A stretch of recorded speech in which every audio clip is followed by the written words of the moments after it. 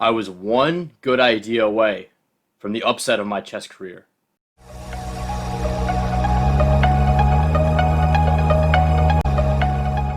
So about 2 months ago, at the end of the Collegiate Chess League season, which if you haven't seen my video breaking down some of my best games from the season, I suggest you check it out. There was a tournament organized by the commissioner involving all the players from all four divisions gathered into one 9-round Swiss tournament, time control 5 minutes, 2 seconds increment, to see who is the best collegiate chess player in the country.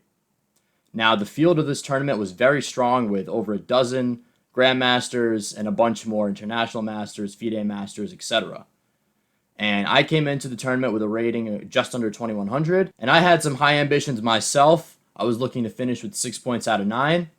Now, after defeating someone about half my rating pretty comfortably in the first round, I went into the second round and got paired up against international master Michael Kleinman from Canada, the board 2 for UCLA, who got knocked out in the semifinals of the Division 1 tournament, and I was actually watching some of his games as he was taking on grandmasters, so I knew this was going to be a very tough opponent, but I'm not backing down. I want to see if I can put up a fight against one of the big boys. So I opened with e4, and he went for c6. The Caro-Kann defense, a very solid opening. We have d4, d5, all standard moves. But now, rather than play the normal move, knight to c3, I went for f3. The fantasy variation, a very interesting way to play this, basically inviting black to take, but he didn't. He just played a more solid move, e6. I developed the knight, and now he brought out the bishop, already putting a pin on the knight, threatening to take this pawn. And now, rather than defend the pawn directly with something like bishop d3, I played bishop f4. The idea is that if he takes and then takes here, he can try to create this fork, but I can just block it with g3. So instead, he continued in solid fashion by playing knight e7, and I played a3, looking to kick this annoying bishop, which has been pinning my knight. So he took the knight, giving me doubled pawns, but at least I got rid of his dark squared bishop, already a plus in my eyes. And he played b6, looking to develop his light square bishop this way. So I developed my bishop, and he developed his, offering a trade here. So I'm not going to go out of my way to take him. Instead, I played knight to e2. And he castled, I castled, and he played c5, attacking the center, and also, if I'm not careful, he might box my bishop in. For example, if I played a random move like queen d2, c4 actually traps my bishop, and I'm losing a piece.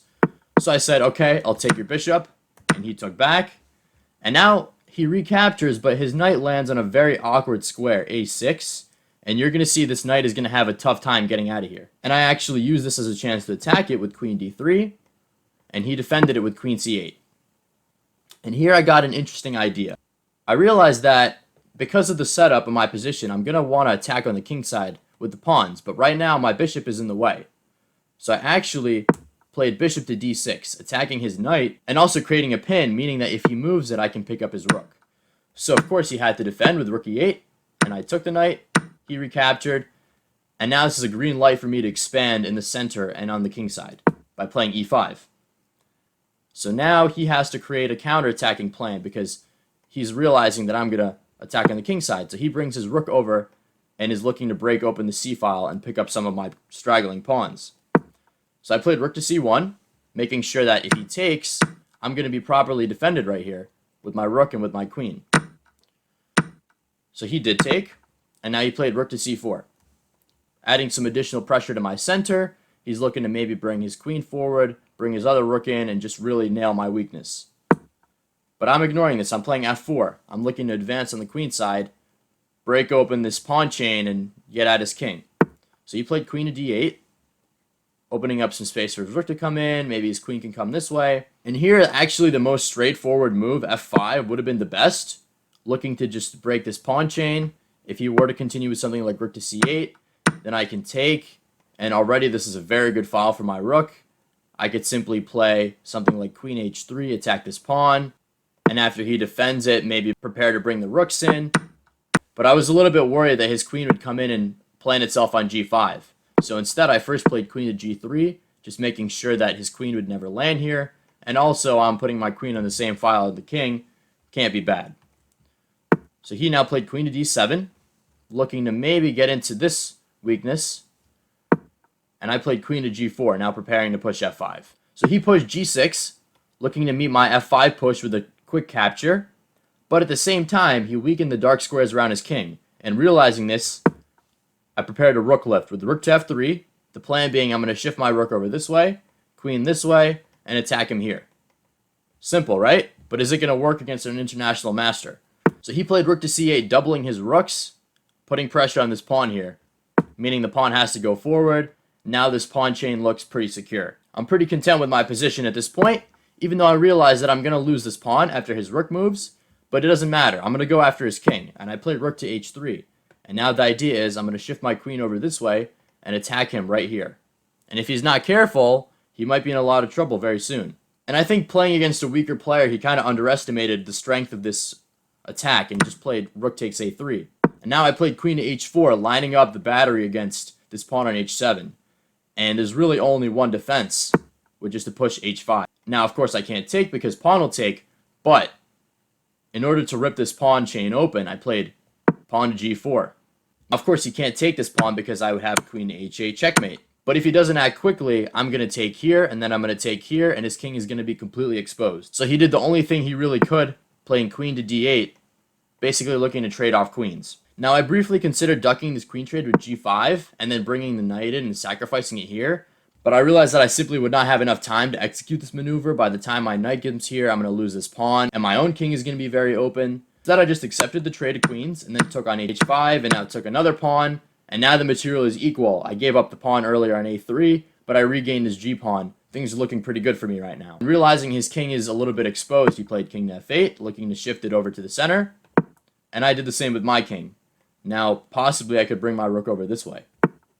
So his king is now in a more safe position, but now I played f5, again looking to break his pawn chain and open up his king once again. He now brought his rook to the open file with rook to g8, but this of course allows me to just take on e6. And now this is already a bit of a problem for him, because if he takes with the pawn, this now completely opens his king on the 7th rank, and I can just come in with this check, and after king moves back, I take this pawn, and now his knight is pinned, can't move or he loses his rook. This would be a lot of trouble, so instead he took with the king, but this now allows me a little tactic. Knight to f4 check. And it's a fork. I'm going to win this pawn. So he moves back. I take the pawn. So now I'm up a pawn, but my king is a bit exposed, and he starts attacking me with rook to a2 check, forcing my king forward, and now he brings his second rook in. The rooks are now connected on my second rank. If I'm not careful, my king could come under a lot of heavy fire. So here I played knight to f6 check, attacking the king, and here he actually made a significant mistake. What he should have done is brought his king this way, and then maybe tucked it in somewhere over here, swung the knight over. Instead, he played king e7. And in this position, believe it or not, I basically had a winning sequence. So pause and see if you can find the idea here. So basically, the move that I needed to play in order to win this game was rook to h8, with the idea being that it threatens a checkmate on e8. For example, if he just takes my pawn, this is checkmate. And he can't easily defend it. If he brings his knight back, then I attack his knight, and now either he loses it or he gets checkmated once again. So he would have had to move his king forward, but now his king gets thrown into danger. Check, king here. Now the knight can come back, threaten to attack here. Let's say he takes my pawn. Now check. King goes here. This rook slides over. Another check. King goes back. And now I can remaneuver the knight back. And his king is basically caught with his pants down. My knight is about to come in, and he's either getting checkmated or he's going to have to give up a piece. Let's say he gives me another check. I can just go up to safety, and eventually the checks will run out. Either he's going to have to give up the rook for the knight, or let's say he makes some innocuous move like rook to e4, check, and he's getting checkmated. And while this is a long and tough sequence to see and execute, the original idea is really not that beyond me. But of course, this is a blitz game, and by this point I had less than 2 minutes on the clock, plus I had the added pressure of playing a really strong opponent, and this idea simply did not register with me. Now, the unfortunate reality of a chess game is that when things are going in your favor, and you're beating your opponent, but you don't find a way to punish them, things will start to tilt away from you. And this is exactly what happened here. Rather than take this step forward and play rook to h8, and threaten checkmate, I actually took a step backwards, both figuratively and literally, by moving my knight back to e4. I thought that I could use it to help with the defense of my king against his two pesky rooks. And while this isn't a losing move, it's a step in the wrong direction, and this gives him a chance to regroup his pieces and come at me full speed. So he plays knight to c7. Now finally, after many moves of the knight idling on a6, doing absolutely nothing, it's now preparing to re-enter the game. And at this point, I was a little bit conflicted on ideas. Obviously, I'm up a pawn and I have a very good central structure, but it's not clear on how I'm going to actually break through and win this game. So I played h4, looking to just get it out of the way of the rooks, and maybe if I can trade off, I can actually push this pawn and make a queen. And here he played rook to h2, pretty much putting a stop to that. Now if I ever move my rook away, he can just take this pawn. And now at this point, once again, I was a little bit lost for ideas, and I actually made a critical mistake here. So what I should have done was simply move the rook maybe here, put pressure on this pawn, prepare to get the knight in. Instead, I decided that I was going to break through the center by pushing all these pawns forward and creating a pass pawn and just pushing it up the board. So I played c4. But as soon as this move appears on the board, you start to realize that something is not right. And the reason why this is a mistake is going to be revealed in my opponent's next two moves. So first he plays knight to e6, attacking this pawn here, threatening to take it with check. So I attacked him, and now he played rook to h3 check, attacking my king, and my king really doesn't have a lot of places to go. He can't go here because of the knight. He obviously can't go back because of the rook. I could have tried blocking with the knight, but even still, he could play rook to a3, and then he would be winning the knight. So I played king to g4. And now my opponent here capitalized on an amazing way to win this game by playing rook to g2 check. And at this point, I realized that I was lost, so I basically just allowed him to finish this game in style. And he finished the game off with a nice little checkmate, knight to f4. The knight both attacks the king and defends the rook.